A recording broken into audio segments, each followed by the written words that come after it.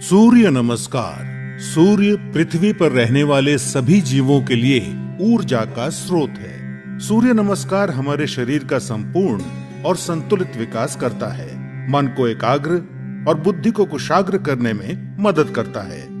आध्यात्मिक उन्नति के लिए सूर्य नमस्कार को महत्वपूर्ण माना गया है। सूर्य नमस्कार 8 अलग अलग आसनों की मदद से 12 चरणों में क्रम से किया जाता है। सूर्योदय और सूर्यास्त के समय इसे करना ज्यादा फायदेमंद होता है।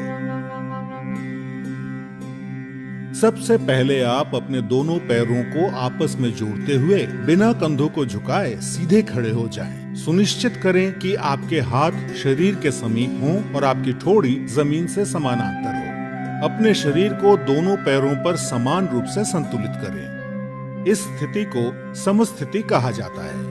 पहले चरण को करने के लिए सांस लेते हुए अपने दोनों हाथों को आपस में जोड़ें और अपनी छाती के समीप नमस्कार मुद्रा में ले आएं। इसे प्रणाम आसन कहा जाता है।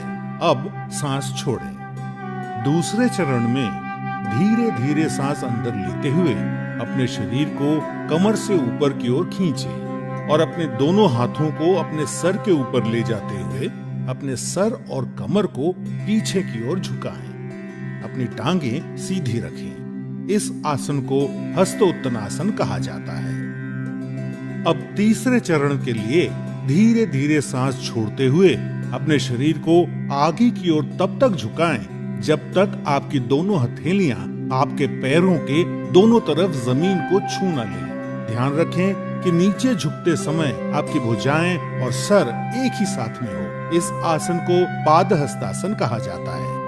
चौथे चरण को करने के लिए एक गहरी सांस अंदर लें और अपने दाएं पैर को पीछे की ओर ले जाएं और अपने घुटने को जमीन पर सटा कर रखें। सुनिश्चित करें कि आपका दायां पैर पंजों पर हो, आपका बायां पैर का घुटना 90 डिग्री पर हो, दोनों हथेलियां जमीन पर हों, आपके कूल्हे नीचे और ठोड़ी ऊपर की ओर हो। इस आसन को अश्व संचालन आसन कहते हैं। अब पांचवें चरण में एक गहरी सांस छोड़ते हुए अपना बायां पैर इस प्रकार पीछे ले जाएं कि वो आपके दाएं पैर की सीध में हो। सुनिश्चित करें कि आपके हाथ और कंधे सीधी रेखा में हों और साथ ही कंधे, पीठ और नितंब भी एक ही सीध में हों। इस आसन को संतुलन आसन कहा जाता है। इस स्थिति में धीरे धीरे सांस लें। छठा चरण, सांस छोड़ें। अब अपने दोनों घुटनों को एक साथ जमीन पर रखें और अपनी छाती और माथे को भी जमीन पर रखें। सुनिश्चित करें कि आपके कूल्हे ऊपर की ओर और आपकी कोहनियां आपके शरीर के समीप हों। इस आसन को साष्टांग नमस्कार आसन कहा जाता है क्योंकि आपके शरीर के 8 अलग अलग अंग जैसे दोनों पांव के पंजे, दोनों घुटने, दोनों हथेलियां, छाती और माथा जमीन को छूते हैं। ध्यान रखें कि आपके शरीर का वजन 8 अंगों पर सामान्य रूप से वितरित हो।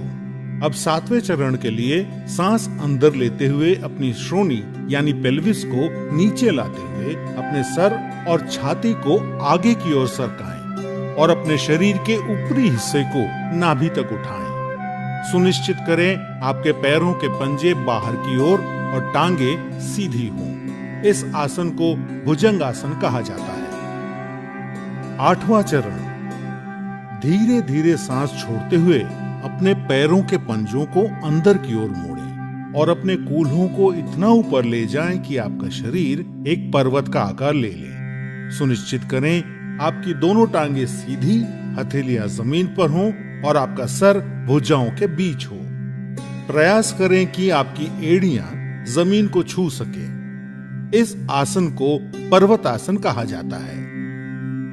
9वें चरण के लिए अपने कूल्हों को नीचे लाएं और सांस लेते हुए दाहिने पैर को आगे लाएं और अपने बाएं पैर के घुटने को जमीन पर रखते हुए पुनः अश्व संचालन आसन में आ जाएं। 10वें चरण में अपना बायां पैर भी आगे लाएं और सांस छोड़ते हुए पुनः पादहस्तासन में आ जाएं। 11वां चरण, अब धीरे धीरे सांस अंदर लेते हुए अपने शरीर को सीधा करते हुए अपने दोनों हाथों को ऊपर की ओर ले जाएं और पुनः हस्तोत्तनासन में आ जाएं। सुनिश्चित करें कि ऊपर आते समय आपकी भुजाएं और सर साथ में ऊपर आए। 12वां चरण, धीरे धीरे सांस छोड़ते हुए पुनः प्रणाम आसन में सीधे खड़े हो जाएं।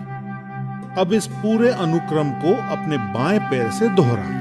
सूर्य नमस्कार से आपके फेफड़ों की क्षमता बढ़ती है। सूर्य नमस्कार आपके मेटाबॉलिज्म में सुधार लाता है और मधुमेह के प्रबंधन में उपयोगी पाया गया है। सूर्य नमस्कार अंतःस्रावी ग्रंथियों यानी एंडोक्राइन ग्लैंड्स के स्राव को नियंत्रित करता है।